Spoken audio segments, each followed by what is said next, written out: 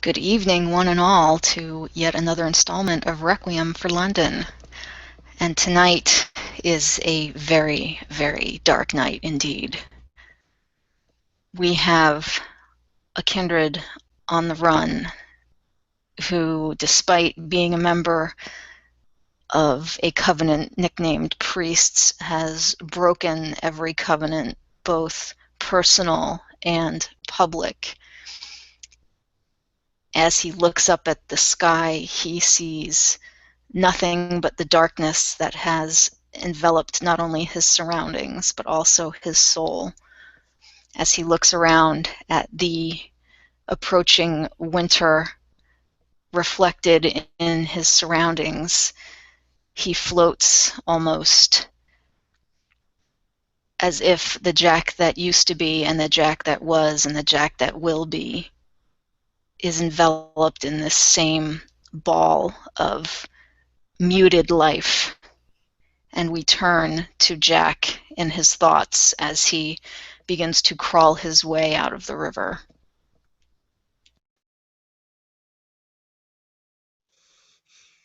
As Jack takes his first step back on dry land, his thoughts are, a mixture of many things at this point. Perhaps it is not all his fault, but that is irrelevant at this point. It is long gone past finding blame for his condition, what transpired. All that he wants right now is two things. One, an answer to the question he's been asking himself ever since he finally acknowledged the shadow hanging over him, the thing that refuses to allow him a moment's rest, the mortal sin that haunts him every night, and may do so for the rest of his existence. And the other, the hunger. He is not exactly sure how many days and nights it's been. He has been sleeping on the bottom of the river, being embraced by the soft earth, the damp, moist mud. He has existed alongside the creatures of the river, mostly benign, but they have stayed away from him, despite his efforts and his attempts to go unseen. It is almost as though a sickness is passing in the river. It passes before anyone can run any tests after all, but he cannot escape what he is, and neither can the land accept him for what he is fully. Fully. But the hunger has been growing with each passing day. The blood that he stole wrongfully, albeit by the maliciousness of the beast and not himself, is almost gone at this point. He needs to feed. He must feed. The beast demands it. And so he arises. He looks to his left and right. On one hand, he sees a road. Every once in a while, he might even see a light in the distance, and his beast wants to go for that. It wants to go for that warm, rich blood of the kine. He wants it so badly, even though there's something more to it. He wishes almost so much somewhere deep down inside that he'll feel a predatory aura in one of those cars, see an individual driving on the road, and notice it as his brethren. The sweetness, oh, the sweetness he can remember, and it disgusts him as much as it excites him. But it has been several days, and his escape, his reprieve, has allowed him to recuperate somewhat of his willpower. In this instance, since this is a new month, he should at least have one willpower. Is that acceptable? I believe so. David? Yes, that's fine. All right. Excellent. And so, he turns towards the other option, the wilderness. The frost-bitten lands is Winter is fast approaching. He extends his senses, he listens, he tries to find the heartbeats of the beasts of the wilds. He will hunt one of them tonight. It's funny as he walks across the damp earth, still dripping from the water of the Thames. He tries to remember if there was ever a time he actually hunted animals. None come to mind. Has he only fed from the kine? He wonders this, but let's see if he is successful. Admins, what would be the hunting roll for this?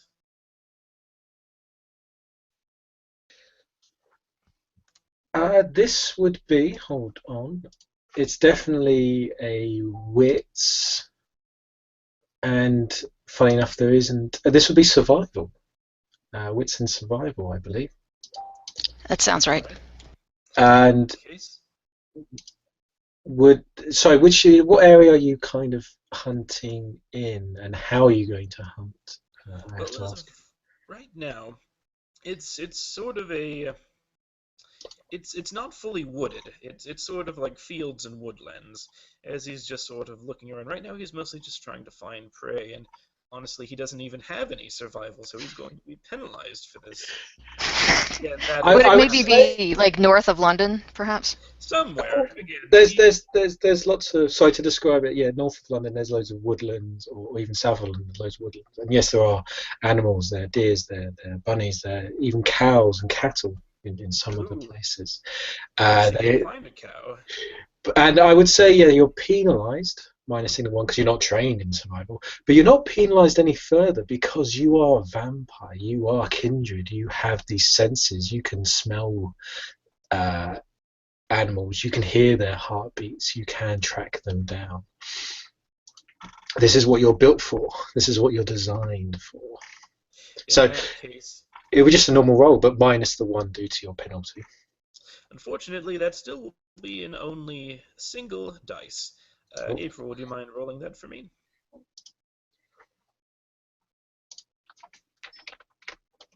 Just a moment. Dice stream is loading. Just one dice? You have one wits, dude? No, no, he has two Oh, wits. oh, got it. But oh, minus one. Who knows? He could succeed. Ouch.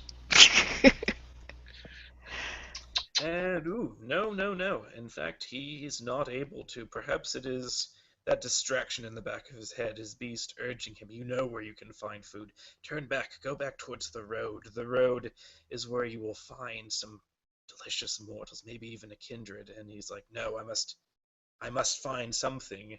Any animal will do. As he starts getting desperate, he becomes less cautious. He's just desperately, frantically trying to look using all of the senses he has available to him.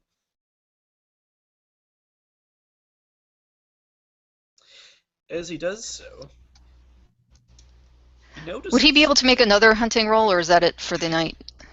I would say you're getting hungry now to the point of desperation. You can make another roll, but that'd be a chance dice. Yeah, I think he will have to make that last roll. Again, it's Okay. just desperate times call for desperate measures. And I think basically, if you fail this, you're frustrated, hungry, and you'll maybe suffer a penalty later on. That's okay. Perhaps. I have something just around the corner. We'll see There how you this go. goes. Oh, so close. So close, but no.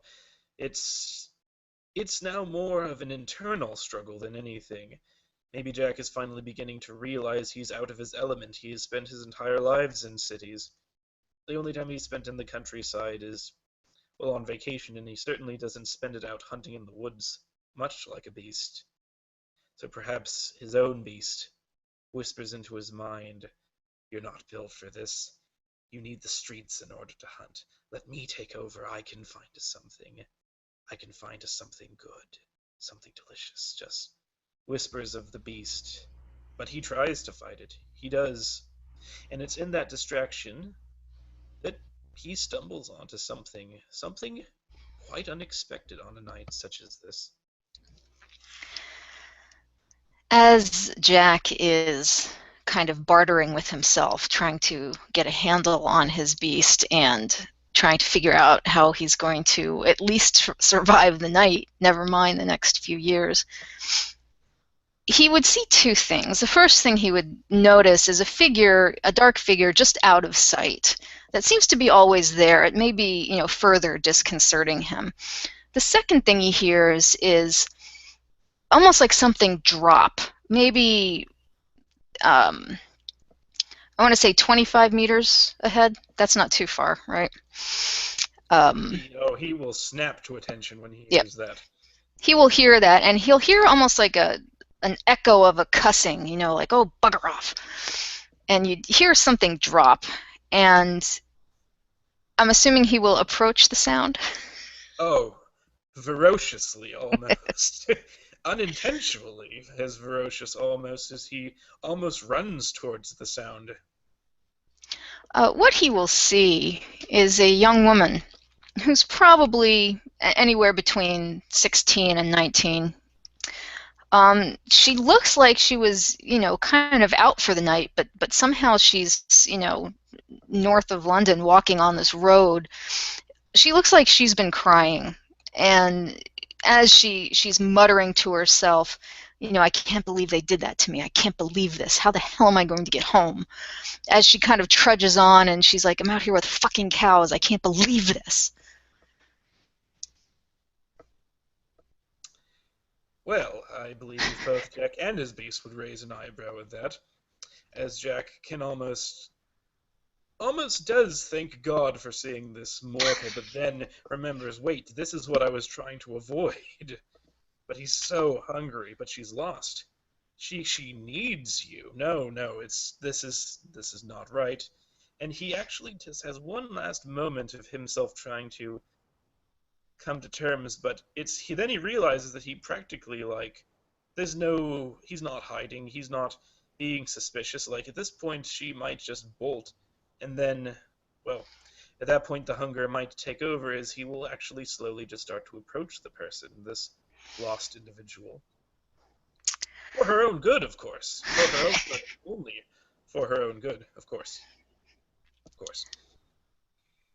Though she is, annoyed and angry and kind of stomping in her boots that have heels that are not equipped at all for this kind of walking, and she's wearing a shirt with a light jacket. Again, it's getting cold, and she's obviously not built for this weather, and wearing those ridiculous skinny jeans that are so popular. She'll stop as she sees a figure approach, and she'll kind of square up, but it's pretty obvious to you that she's just trying to look more intimidating than she is. And she'll say, "Who's there? Who's there? Stop playing with me." It's like, whoa, easy now. It's all right. I heard some noises over here. Are you lost? As he lies. He's going to just try and bluff his way right now to try and calm her down. And I'm going to leave this up to you, David, because this is, again, something that he wouldn't normally know how to do, but, oh, yes, oh, green light, and as he does so, something happens. Perhaps the beast knows something that he does not, and as he does so, his words seem more honest. He becomes less a suspicious man dripping head to toe with water, but then again, it is, the rainy season after all. It is almost winter time, and he does not have an umbrella. Maybe that's what it is. Hey, maybe this guy just lives out here. Maybe he knows where the road is. Maybe somebody finally heard her. Maybe this person can actually help her. It's the suspicion just sort of melts away as Jack doesn't realize it, as he just says, "Is everything all right, miss?" And I'd like to roll a manipulation plus subterfuge. Yes. First, let us check. Conditions may minus some of this.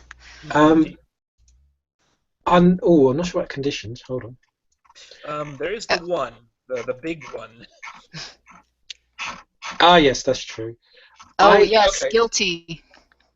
-2 die to resolve composure to defend against subterfuge. But he's Oh, yeah. So that doesn't count for you Yeah, in this moment. it's weird because as you're doing this, basically you plus your dots, your discipline dots to your roll, Oh, well, and there you you go. suffer. Sorry, with the ability, you plus your magic the dots to your roll, and you suffer no penalties. So even though you're a very suspicious person, you've just emerged from the woods, you look wet, you probably smell bad, you don't penalize it. So that's it. You just do your roll. All right, sweet. In that case, it's actually 6 dice. I'd like to take an auto success. I would say Thanks the to minus. his tell. It's still perhaps minus her composure. I would say that much. Oh, that's fine. So in that case, it would be 6 minus her composure. I'd say she'd have at least two, so make it 4 dice. All right, 4 dice it is. Would somebody roll that? And you're good. Oh, thank goodness. I guess he is more of a social predator than a hunter. Oh well, this is what these journeys are for. Yes. Well, as Jack approaches Kitty and makes as though he's concerned about her, she looks at him for a moment, as if she might try and bolt, but instead she heaves this great big sigh and kind of starts again half crying and half yelling, with her mascara running down her face, and she says, "No, I'm not okay. I can't believe this has happened to me. Oh my God, you don't have a car or something, do you?" It's like, I do not. I'm actually hitchhiking right now, but I know where the road is. I was along the way when I heard some strange noises, so I went to go check it out. I can lead you back to the road if you want. Here, do you need some help? um, as he's talking to her, she's got her cell phone out, and she's trying, and she's kind of viciously jamming her thumb into the keys, and nothing's happening because she can't get a signal for wherever you are. It's just not happening. And she actually collapses to the ground and starts, earnestly crying. And she says, I can't believe this. I was with my friends. They took us to this camp outside of town, and they all wanted to stay, and I wanted to go, and just weird things started happening, and now I'm here and I can't get home. It's like weird things. And this is where Jack begins to reassert control over his beast, because seeing this person crying, this individual, he's reminded what would happen if his his beloved Cynthia was this person right now, even though they had long not been an item, even though it has been months, maybe almost a year. Has it been a year since he saw her? But that voice, that desire, that blatant just unloading, this cry for help, it resonates something, and he actually just sort of kneels then and goes, Shh, it's all right, it's all right, it's all right. You're all right now. We can get you back to the road. Maybe there's like a hotel around here or something, or maybe like a gas station where you can get signal again. We can. Do you have family? Do you have friends nearby? Like, we can get this sorted out. Just please calm down. She will look up at him. Is he using disciplines at this point? Yes, he still is right now. It's his. He Okay. doesn't realize it, but he is using awe at this moment. Normally, Kitty probably would have kicked him in the nuts and started to run. However, something about him makes her want to trust him, especially in this moment of panic. This is a worst case scenario, a girl out on a road alone, running into a stranger. She looks up at him and she smiles, through her tears, and she says, "Oh my God, thank you." My friends, what a joke. She says, they're still back at the tents. I don't even know. I couldn't stay there. It was just too creepy. All these nasty people. It looks like they've been there for years. Who would camp out for years? It's gross. That's really strange. I mean, was it like some sort of county fair? Here, wait a minute. I can show you exactly what it is. And she rummages through this, enormous purse that she has, and she pulls out a flyer that is basically the Carnival of Madness, which has been um, advertised heavily around London. Although this carnival hasn't started yet, it says a start date at some point in January. Interesting. He would have actually seen maybe a couple of flyers, but he wouldn't have given it any thought into the weeks leading up to, well, the event, as he'll just sort of raise an eyebrow at that, and he'll say, "That is very strange, but it's good that you're away from them now. It's here, I'll lead you back to the road. My name's Jack, by the way." She'll get up and kind of shake her hair out and nod, and she'll say, My name's Kitty. Well, it's Catherine, but people call me Kitty. It's a And very pretty name. she'll smile again, and she'll look at him, and she'll say, Why are you all wet? Oh, it was raining a couple of hours ago, and I was, well, hitchhiking, so got the worst of that. Was able to find a decent tree, but it started to rain pretty heavily. She'll nod, and she'll actually kind of pull close to Jack, because what you both would be hearing are, strange, screech owls and crows and the birds of the night and things rustling in the trees, and all of a sudden the wind kicks up, and it's, almost like one of those cheesy Halloween horror movies, but, they are completely alone, but they are not alone. And she says, can we get out of here? This place is terrible. I can't even get over how I got put in this position. As he just sort of listens and looks around, and this is very strange. Like there was barely a sound earlier, even for being in the wilderness, and now it is it is somewhat suspicious. So he'll just nod his head and go, "Yeah, yeah, this isn't right. Let's get out of here." As still deep inside, the beast is just like, "Now's your chance. Feed. She's right there. She trusts you. Take a drink. It won't hurt at all. You're her hero. She'll thank you for it. Do it. Do it." But he'll still try and fight it.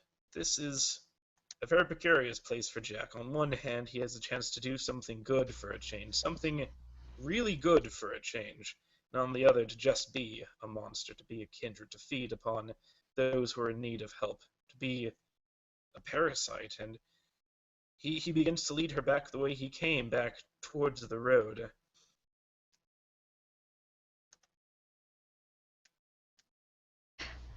Sorry, I just wanted to clarify something with David before we proceed.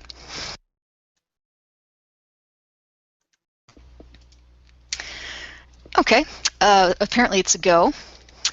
um, as they walk, you hear, along with the rustling and the strange noises and the birds, which sound so ominous, which maybe during the day don't sound as ominous, but she looks around. She looks a little startled.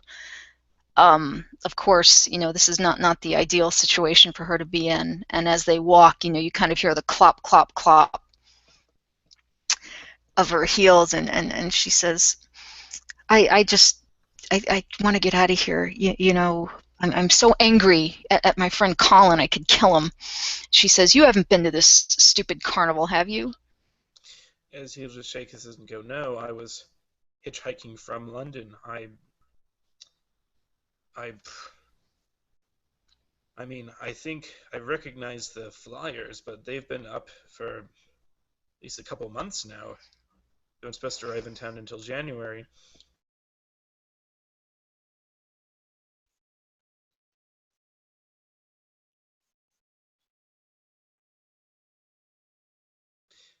I,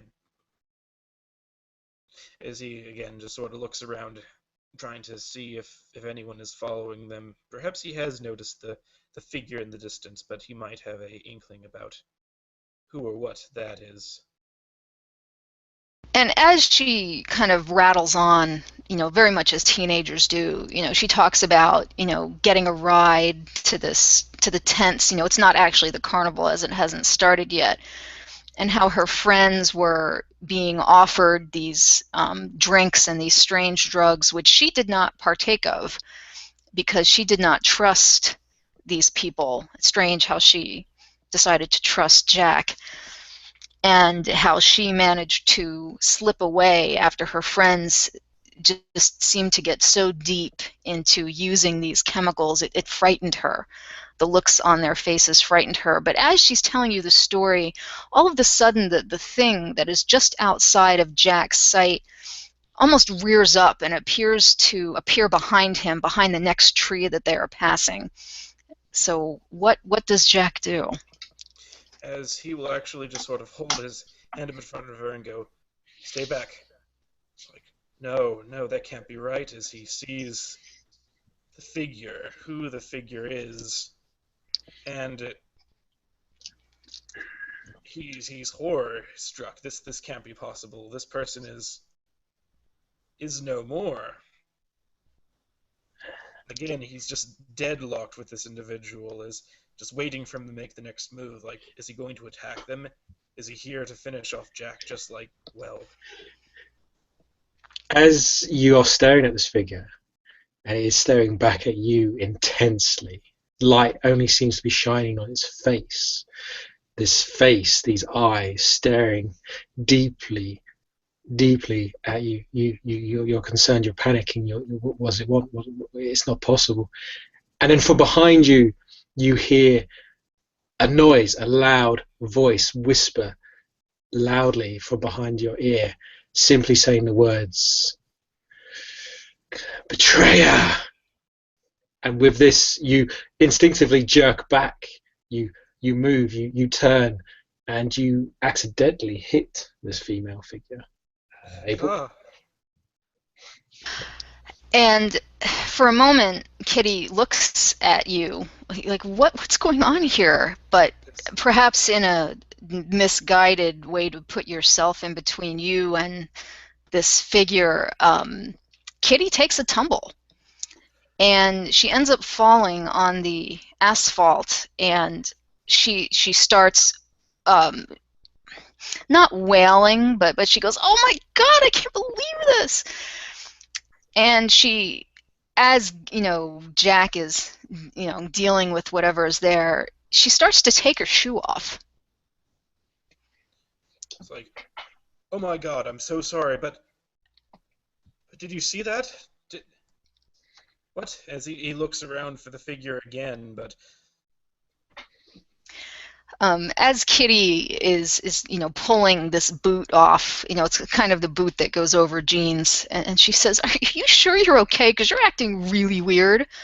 She pulls the boot off, and unfortunately, the rocks and the asphalt in the road has cut the back of her heel. oh no, as he just sees that.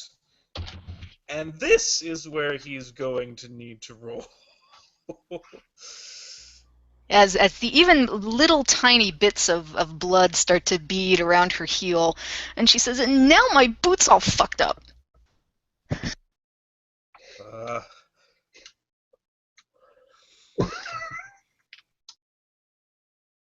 uh, as he smells that sweet vitae, he's going to need to roll to avoid frenzy. You bastard.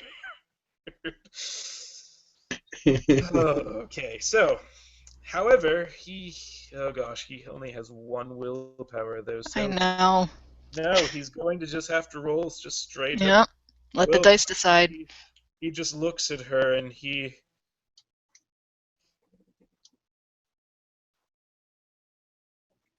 yeah, he's gonna have to just roll at this um, point. There's if nothing he can say, nothing he can do. if you are hungry, I will won't decide how hungry, but basically it's -2 if you're Right, hungry. so it's just resolve plus composure, so it's gonna be 4 dice. 4 dice. Well, for Come -2 on. as well. Oh yes, you have got quite high. Yeah, sorry. Yeah, 3 and 3. So Oh, you are lucky. thank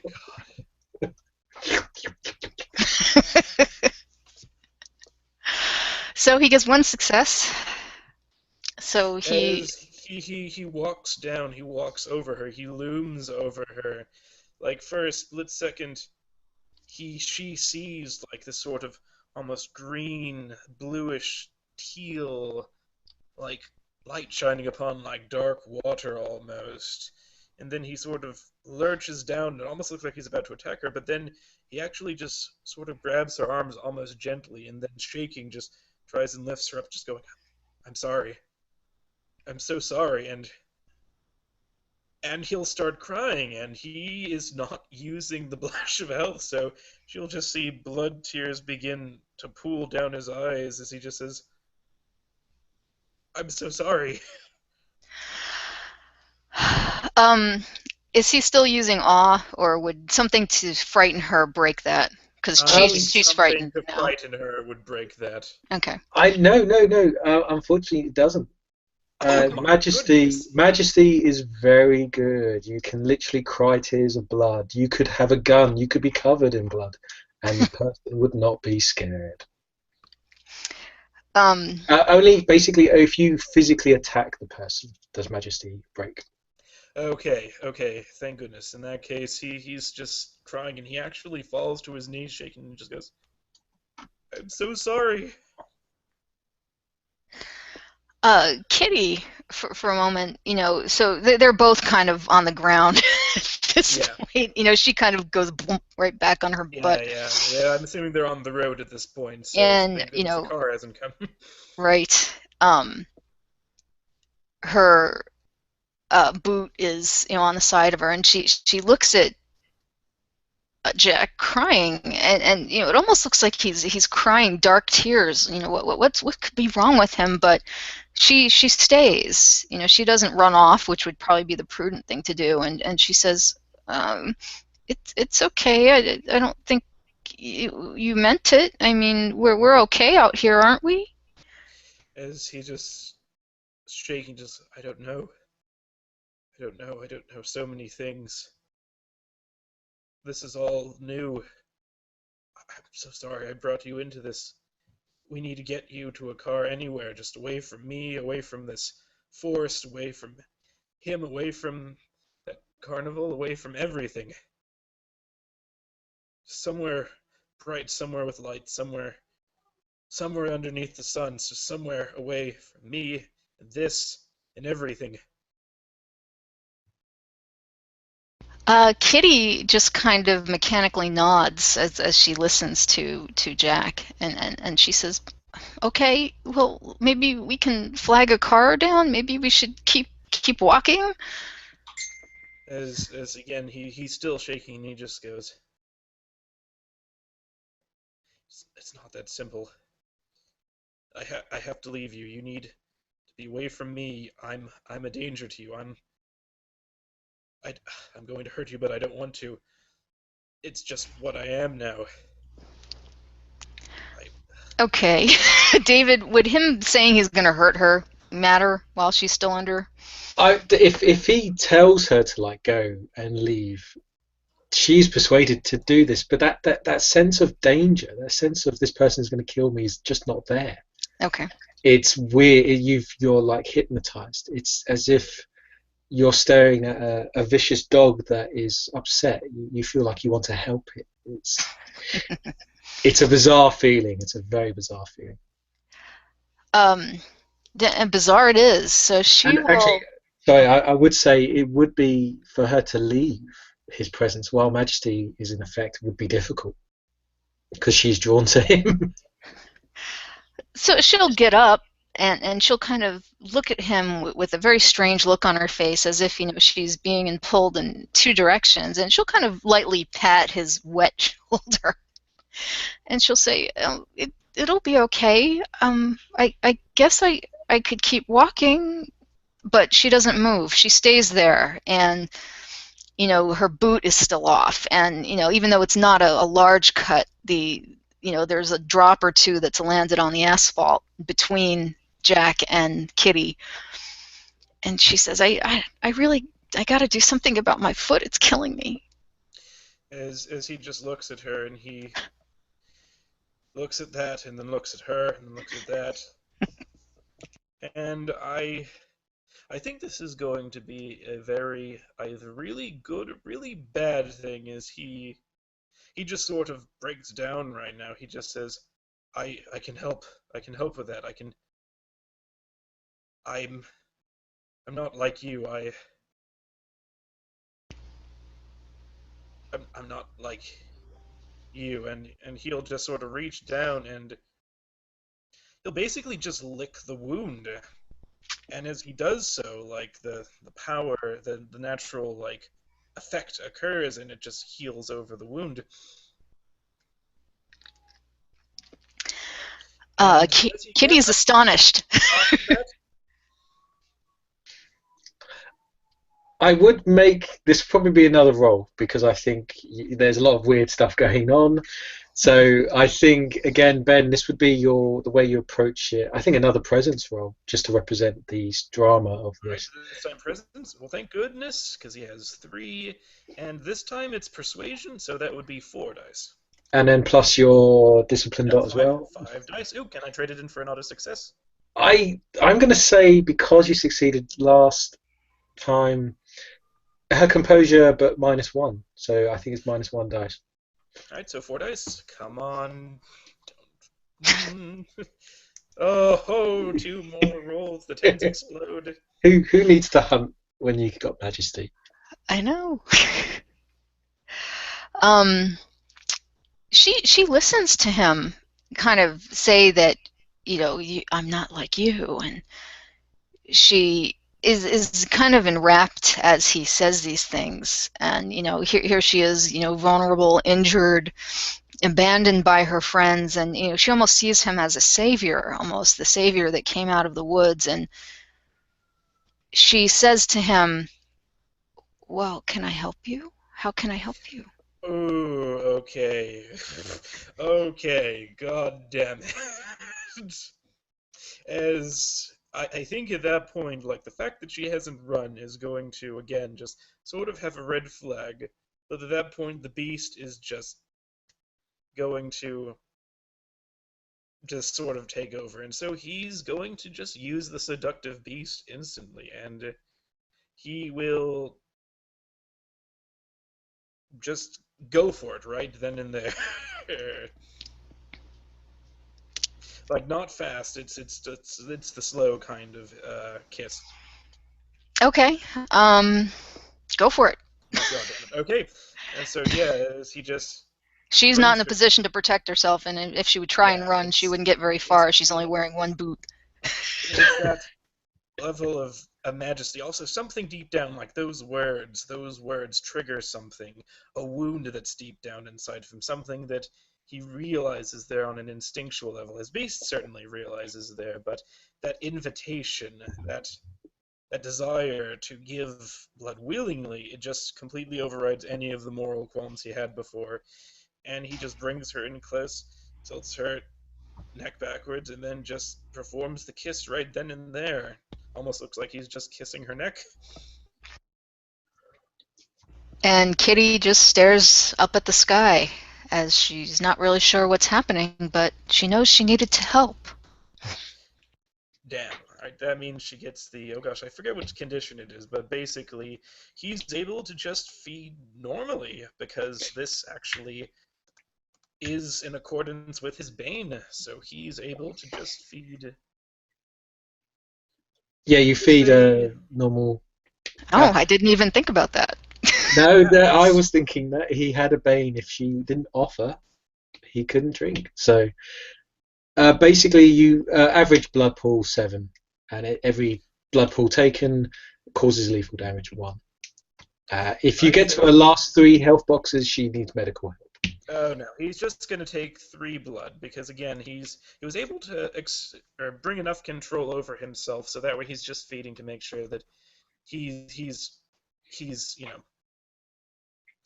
not starving anymore. And as soon as like the beast is satisfied, as soon as that just sort of curls back down deep inside of whatever he is, even though the blood is not as sweet as what he dined on beforehand, the specter that follows him. Uh, this he feels satisfied, like he's full. It serves its purpose, and as he almost in a sigh of release just licks the wound, he looks at her and he he says thank you, as he just says thank you so much. You have saved me as much as I have tried. You have helped me as much as I have tried to help you.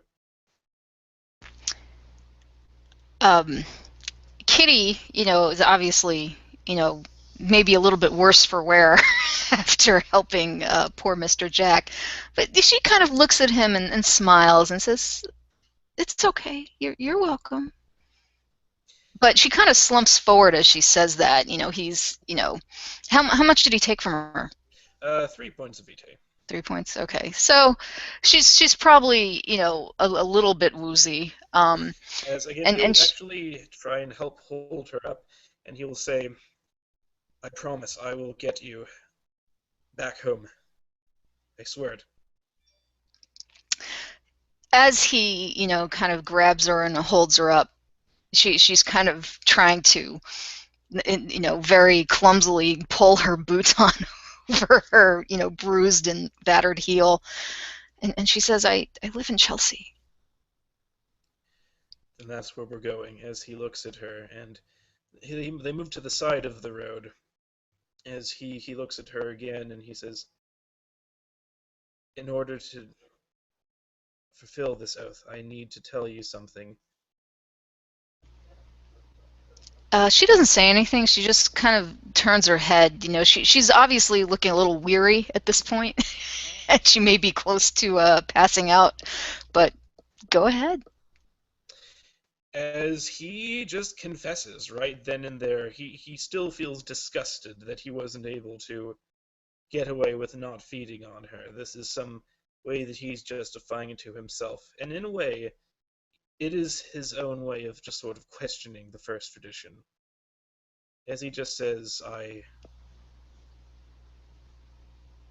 died months ago.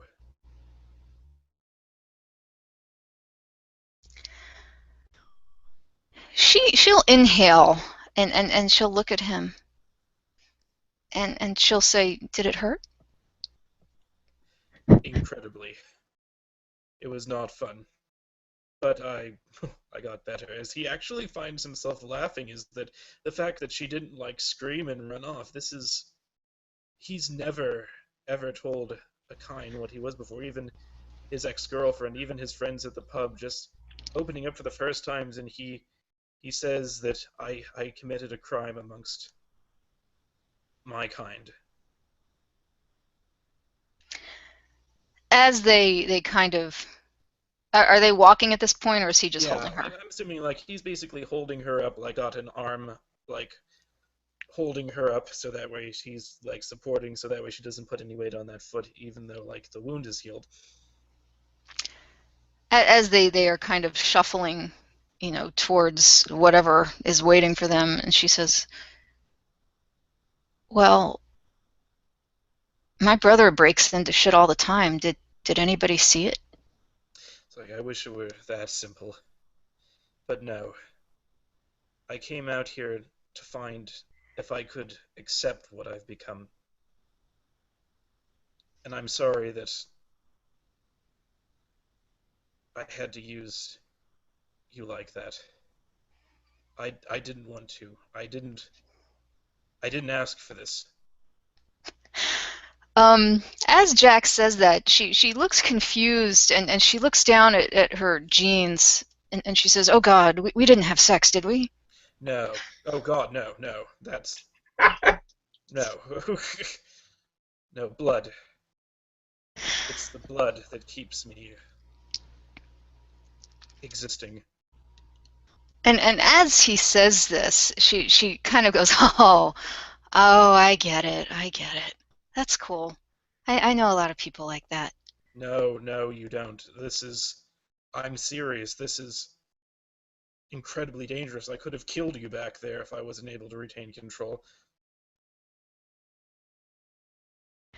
And she just kind of smiles, and I'm not sure if it's that she's walked quite a way, that she's gotten away from these people who were disturbing her, and then she got fed on and she hurt herself, but she's just kind of nodding and agreeing with what you say, although you're trying to impress upon her, "Yes, I'm a predator and I could have killed you," and she's just like, "Good on you."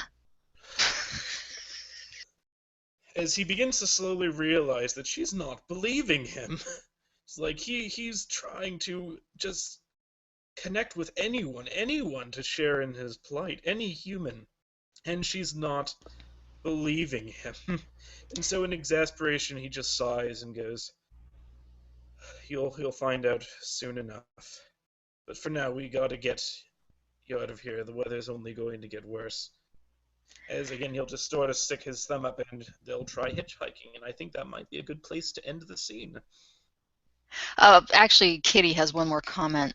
As Jack appears, exasperated, she'll smile and she'll kind of pat him on the back and she'll say, "Well, I forgive you." As he just sighs and says, I wish that was enough. But thank you. But we can As stop there, sure. Yep, indeed. So take it away, STs. As Kitty and Jack kind of trudge into the night, they will eventually, about a mile or so down the road, come upon, a bus station where they will be able to board a bus and take her in the direction where she's going and take Jack wherever he may be headed. In the morning, when Kitty wakes up, she will perhaps have some difficulty trying to discern what was reality and what was fantasy. What a strange night she had, and what an insane encounter she had in the woods, and wasn't she lucky she survived? I mean, running into a strange guy after being unceremoniously dumped by friends who, interestingly enough, are no longer answering their cell phones. But for Jack, the night awaits, and the night after that, and the night after that, and the night after that, with eyes peering over his shoulder, always in his mind, telling him, "I will always be with you, and I will make your life a living hell." And we can end there. Have a good evening.